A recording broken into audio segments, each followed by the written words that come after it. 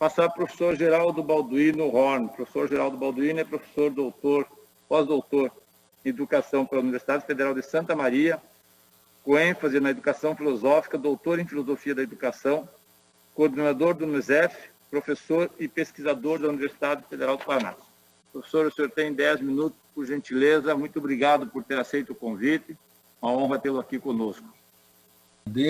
Queria, então, agradecer o mandato do Tadeu, Venere, né, e os demais envolvidos nessa audiência pública, sendo contra, né, o projeto de militarização das escolas públicas no Paraná. Né. Então, é uma satisfação estar contigo, Tadeu, também com Mônica, minha colega, amiga da universidade, Luiz Paixão, que temos um trabalho conjunto já há um bom tempo, Luiz Carlos de Freitas, é um prazer conhecê-lo aqui, né, mesmo à distância, mas lemos muitos aí os seus textos, né?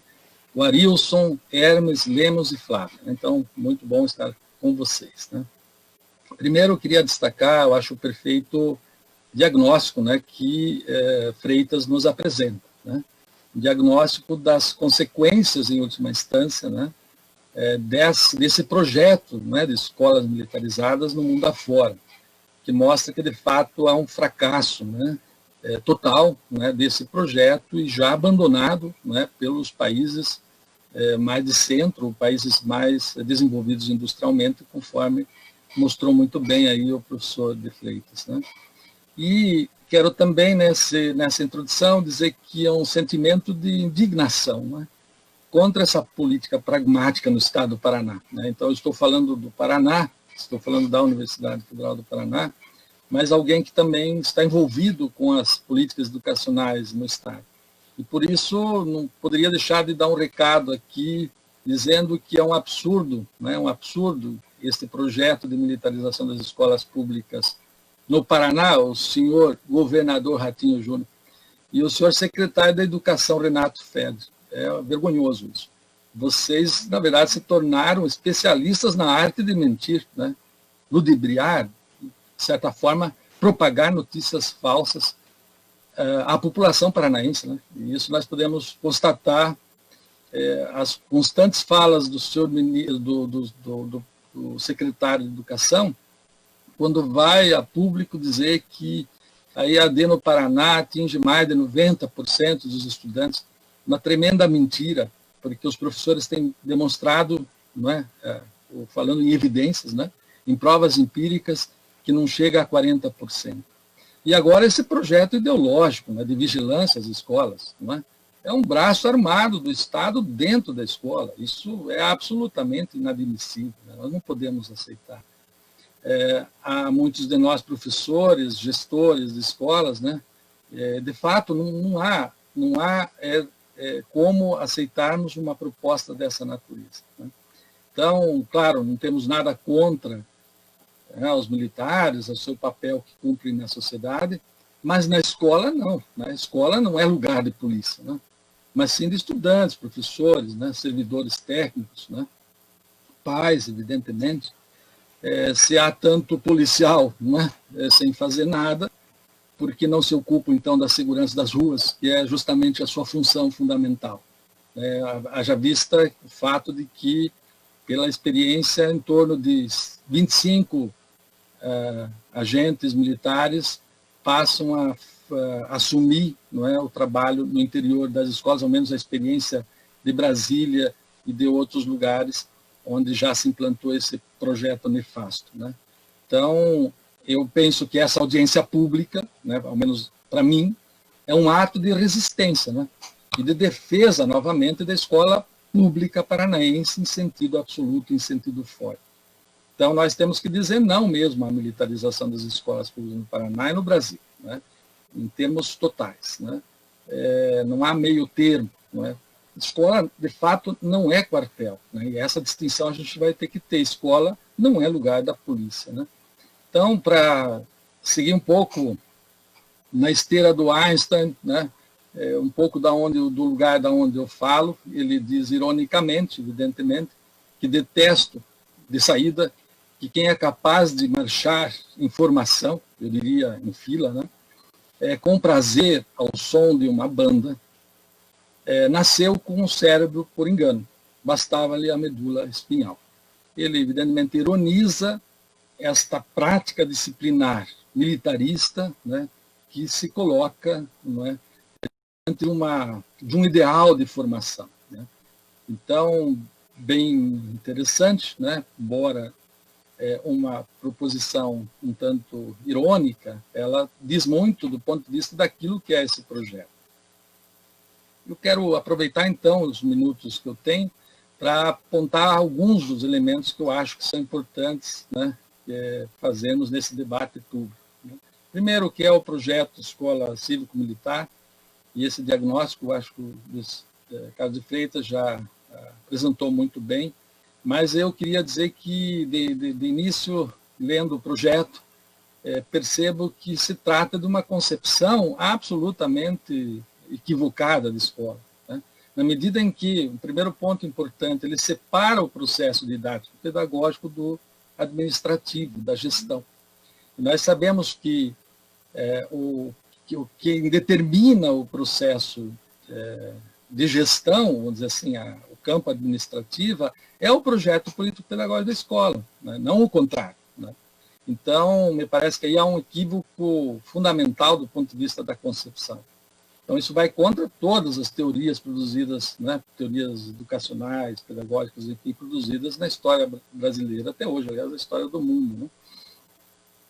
Então, evidentemente, é importante destacar, no caso brasileiro, né, esse projeto toma força dentro da política dos golpes sucessivos, a partir de 2016, principalmente. Claro, ele é um pouco anterior, 2008 já tínhamos algumas escolas em Goiás, em outros espaços, né, funcionando, mas ele é impulsionado, e é importante que se diga, a população precisa saber, ele é impulsionado a partir do governo Temer, a partir do golpe, né, e, de fato, assumido com todas as forças como prioridade no governo fascista do Bolsonaro. Né? Quando ele, na verdade, um dos primeiro decreto assinado por ele, no dia seguinte, né, do seu governo, foi justamente esse. Né? Então, é importante que se diga que faz parte de uma política nacional e tem crescido muito e absurdamente. Né? Por isso temos que protestá-lo aqui no estado do Paraná. E agora eu vou apontar alguns elementos, bem rapidamente, porque o nosso tempo aqui é curto, mas dizendo por que não aceitar a militarização das escolas públicas. Né? Primeiro, porque escola, como eu já dizia antes, não é quartel. Né? Escola é escola, quartel é quartel, né? São duas instâncias e instituições com projetos de formação e finalidades totalmente distintas. Né? Cada uma tem uma função social, evidentemente, né? Nem mais nem menos importante, aqui diga-se passagem, quando preservados os espaços próprios profissionais. Elas são igualmente importantes na construção de uma sociedade democrática, não temos dúvida disso. Né? Mas a escola é voltada à formação cultural, científica, técnica, política dos indivíduos em geral. A escola não é um depósito, né? É um processo de trabalho do ponto de vista da formação. E a formação militar, por outro lado, é voltada à segurança pública, né? É responsável pela segurança das pessoas, no convívio social e assim por diante. Então, são experiências institucionais que não podem ser confundidas em hipótese alguma. Né? A escola é regida por rituais próprios, né? Assim como a escola militar tem os seus rituais. Né? Transferir esses rituais, né, para a escola, os rituais militares, os rituais da escola militar para a escola, é no mínimo uma violência simbólica, né, que aqui nós sabemos bem, nós educadores que conhecemos as teorias pedagógicas, todo o debate que houve no final dos anos 70, meados dos anos 70, início dos anos 80, em torno da violência simbólica, que nós não podemos, de fato, permitir. Não, quer dizer, nós temos que, na verdade, combater, não podemos aceitar que se vá combater um tipo de violência, né, que é esse que eles estão dizendo que tem que combater, criando outra violência. Né? Toda a violência ela tem que ser combatida universalmente. Né? Por outro lado, também não podemos aceitar, né, esse projeto, porque ele não contribui com a construção de uma sociedade democrática. Na verdade, Ele impõe um modelo de formação com regras disciplinares absolutamente rígidas, um treinamento e controle, né, baseado em práticas e meios punitivos, né, e não só, também de uniformização, de homogeneização e assim por diante. Né. E, aliás, a grande questão aqui, para nós educadores também, é pensar a questão do corpo, né, porque a questão corporal, né, que está posta no horizonte desse projeto. Né. Ele não respeita os estudantes, né, o Freitas já bem comentou aqui, em relação à diversidade, à subjetividade que são manifestadas, né, no próprio corpo, né, no jeito de andar, no jeito de se vestir e tudo mais. Então, essas escolas militarizadas, então, por exemplo, vão proibir o uso de cabelos compridos, né, e pintados, vão proibir o uso de piercing, né, qualquer tipo de adorno corporal que se venha a usar, ou se venha a enfeitar o corpo, que é uma forma de expressão. Né? O menino não pode usar barba e tem que cortar o cabelo curto no estilo militar. Né? A menina tem que amarrar os cabelos para trás. Né? O corpo do estudante é absolutamente adestrado de acordo, né, com esses ritos e práticas militares. Isso nós, de fato, nós não podemos aceitar. Né? Não podemos aceitar nem permitir. Né? As aulas, aliás, há relatos nesse sentido. Né? As aulas, elas terminam um pouco, em algumas experiências onde essa gestão cívico-militar foi implantada, as aulas terminam 5 minutos antes, e aí os estudantes caminham, né, nos corredores, nos pátios, né, das escolas, de mãos para trás, né, marchando, e por vezes respeitando comandos dos próprios colegas, né, de turma, ou mesmo monitores policiais que fazem parte da gestão da escola. Não podemos aceitar. Não podemos aceitar também porque Geraldo, ela incute... Opa! Professor Geraldo, o senhor tem 1 minuto para concluir, por gentileza. Opa!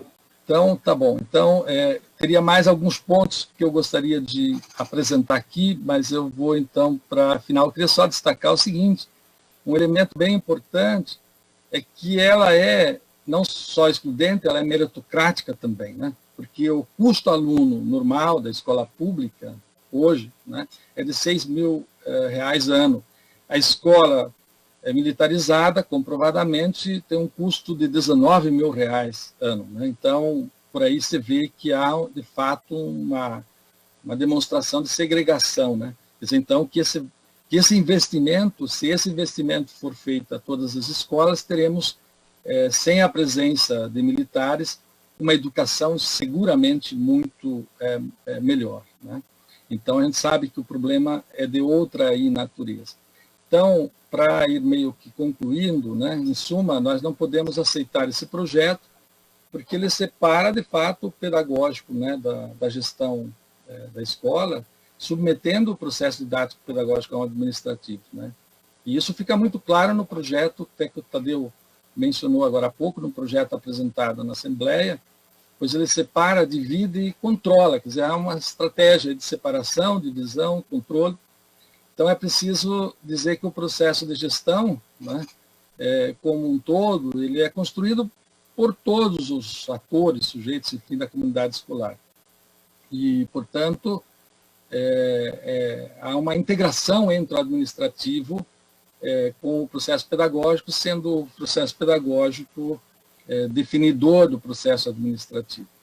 Finalizo dizendo, por último, que é preciso que nós resistamos. Né?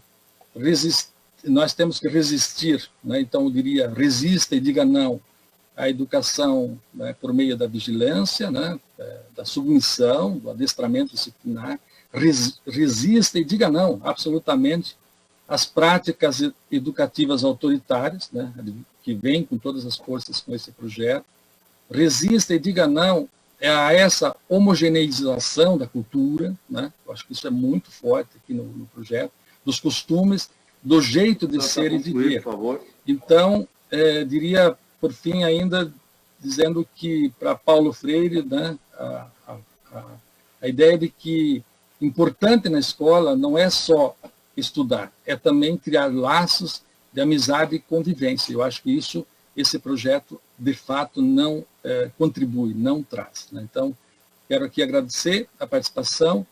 Eu teria vários outros pontos, mas imagino que tenhamos um debate para aprofundá-los. Muito obrigado. Obrigado, Tadeu. Obrigado.